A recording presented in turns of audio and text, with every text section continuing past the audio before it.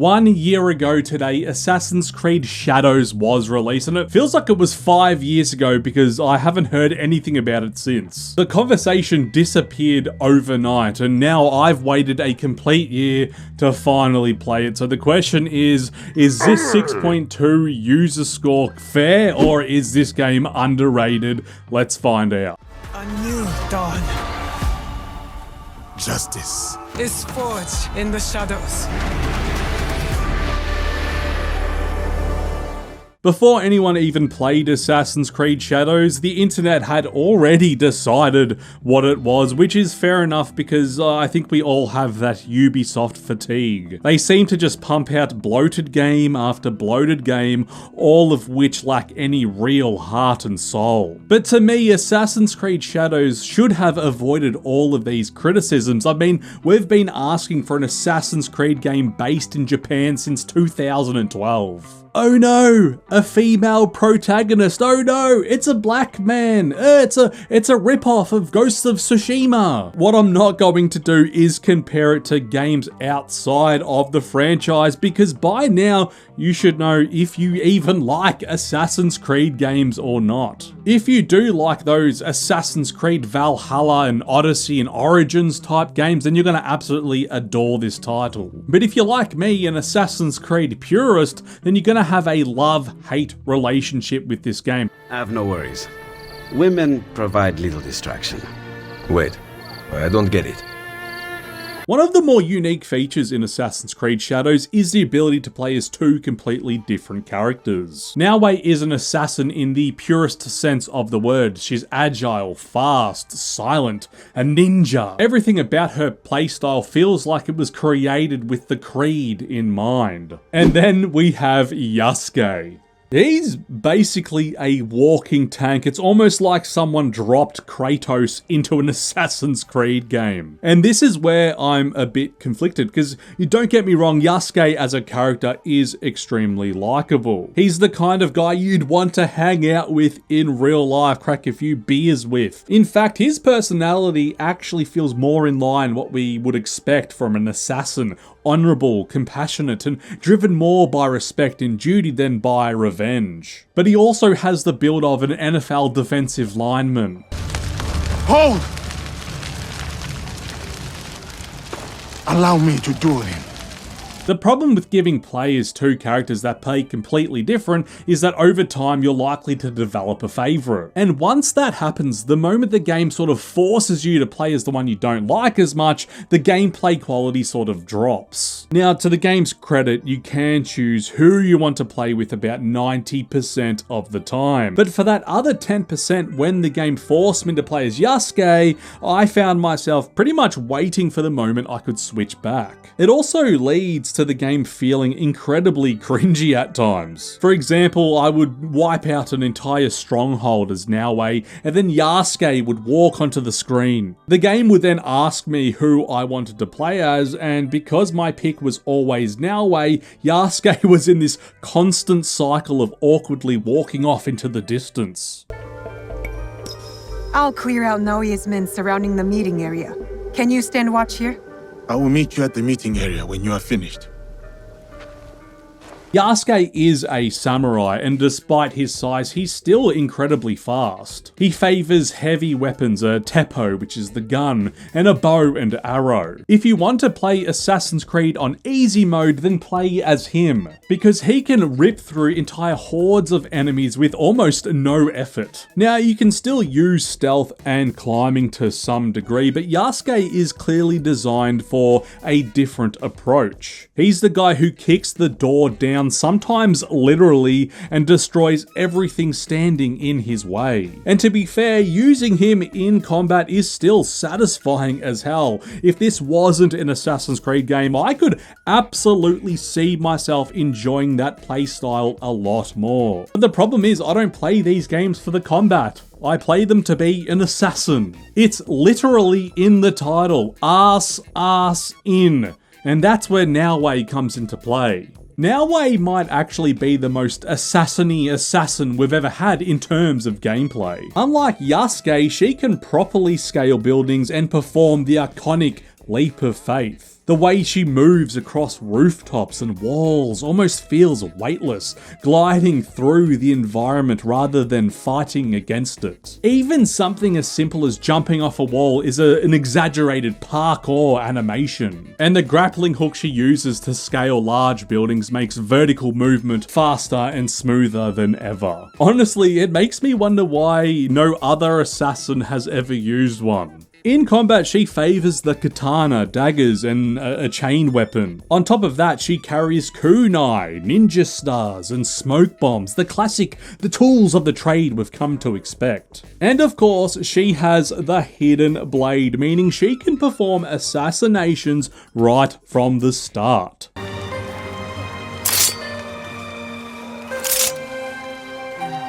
Naoe does have her flaws though. She's pretty squishy, and if you get surrounded, she can go down fast. And that's where Yasuke has the advantage. He's built for those situations. Luckily, the game itself is very Naoe friendly. Almost every area can be approached with stealth. And Japan ends up being the perfect playground for an assassin. Japanese environments are full of little gardens, ponds with koi fish, and quiet places meant for reflection. Or, you know, for a ninja to crouch behind and slit the throat of whoever walks by. This world was clearly built for an assassin, not for some 270-pound man that has to crash through the front door. And I should know, I'm extremely overweight, and when I went to Japan, there wasn't a single roller coaster that I could fit on.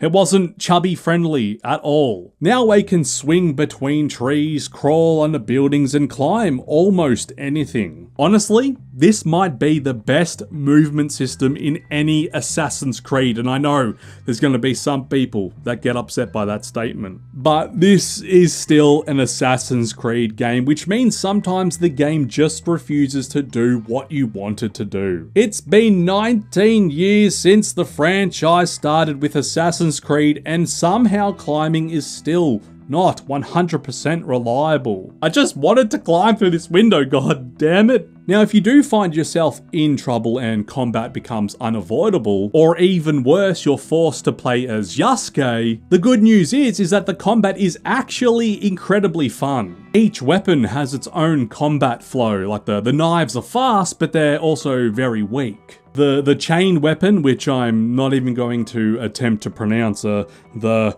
Kasorigama, can hit multiple enemies at once. And the katana sits right in the middle as the perfectly balanced option. Every style also has charged attacks that deal heavier damage and build up stagger more quickly, leaving enemies vulnerable for follow-up strikes. And as you level up, you can also unlock more abilities. Each weapon also has these special attacks, and these are absolutely badass. And in a normal fight or boss fight, you can use them like 5 or 6 times because the meter fills up pretty fast.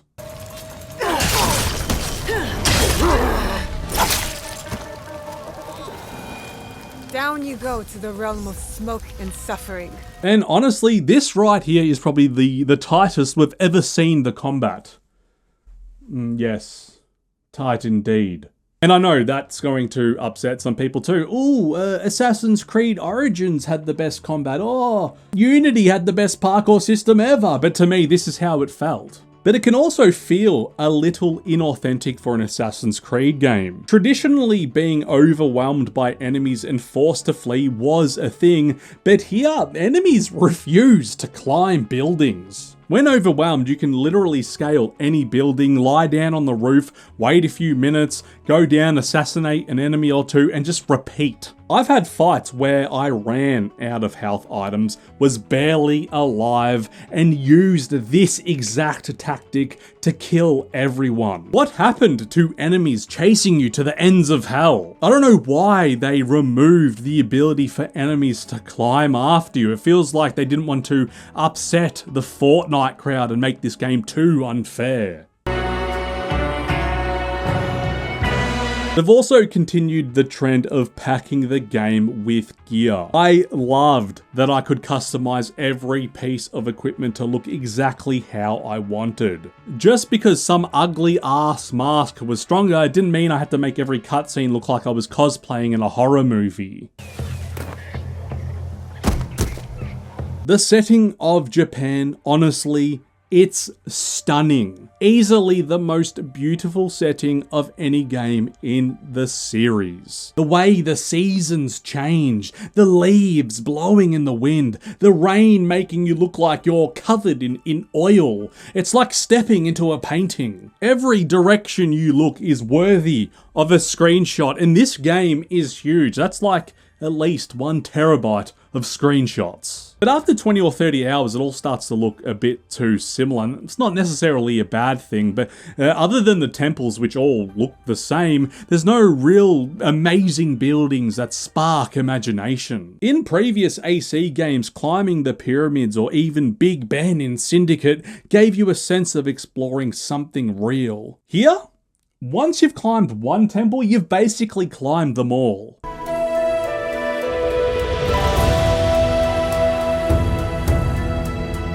But one thing I've always really loved about Assassin's Creed is their use of real locations and real historical figures. And in Assassin's Creed Shadows, we have Obama.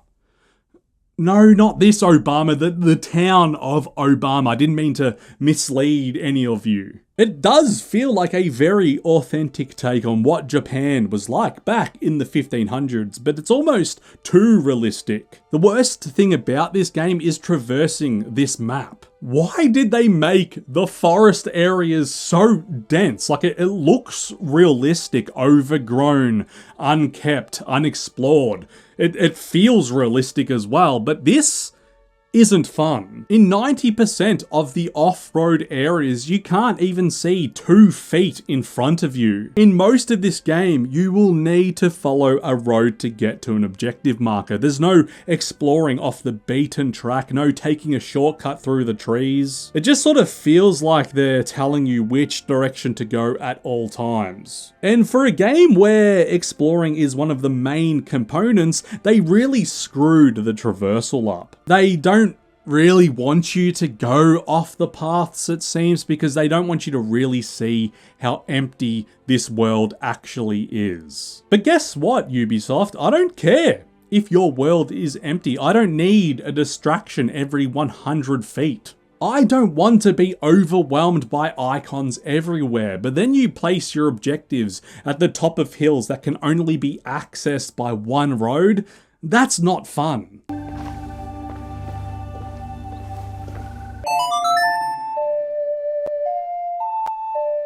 This is the most atmospheric Assassin's Creed game ever. Yes, I know, Italy, the masks, the music, yes, this music. But Shadows, wow, just something as simple as riding your horse over a little beautifully designed bridge really hit me in the feels. It's near perfect. And since this is Japan, I was hoping the story would involve a little bit of hentai, maybe some anime girls or Yu-Gi-Oh cards or something, you know, the ancient Yu-Gi-Oh monsters. But what we do get is a revenge story. Both of these people want revenge. Naoe's whole village was destroyed by Yasuke and his master lord Oda Nobunaga. While Naoe was trying to defend this wooden box, her father was killed and the box taken by these masked enemies. Nightmare-inducing faces, but a very cool concept, by the way. Meanwhile, Yasuke's sugar daddy is betrayed by the same people.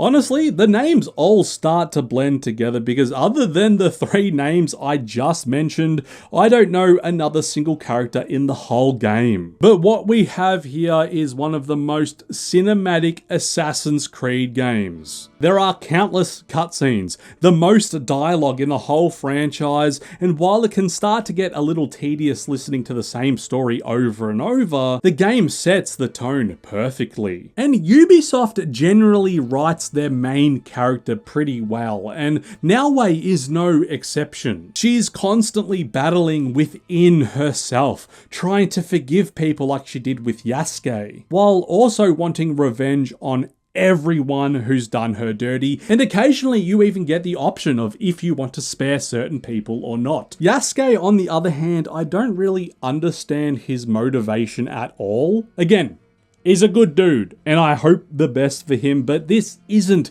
his story. If he was simply removed from the game with a patch, I honestly wouldn't care and wouldn't even really notice. But the relationship between the two is pretty cute. I mean, they banter, they make fun of each other, even though Yasuke would have killed dozens of people that Naoe personally knew. The story overall is decent. I honestly have nothing more to really say about it, and I could care less if we ever see these characters again. And if you've played any of these Assassin's Creed games, then you know what to expect from the structure of the missions. Each section of the map can be accessed from the get-go, but certain areas are far too high level for them to be doable. This means that while you have some freedom to choose where you go next, or which target will be next to die, the game sort of determines where you go because of the level system. And one thing they have changed is how the objectives work. Instead of just slapping an objective marker on the map, they sort of tell you where it might be.